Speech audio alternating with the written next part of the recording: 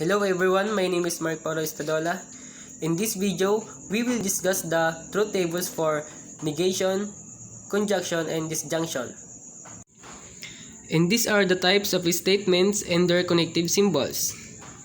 These symbols for negation at ang connective natin dyan ay not. And this symbol for conjunction at ang connective natin dyan ay and.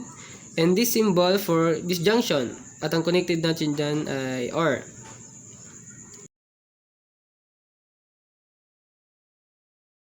And there are the truth tables for negation. Pag ang kanyang P ay true, ang not P naman ay false.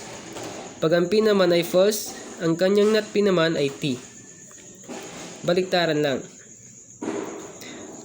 And these are the truth tables for conjunction.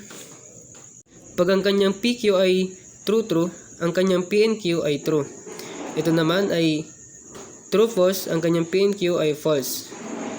False true, PNQ ay false, at ang kanyang PNQ ay false, kanyang PNQ ay naman ay false.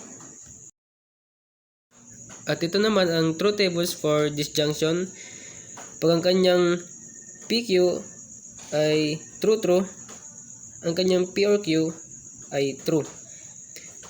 True false, kanyang P or Q true.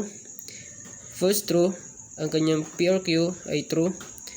False false, ang kanyang P or Q ay false.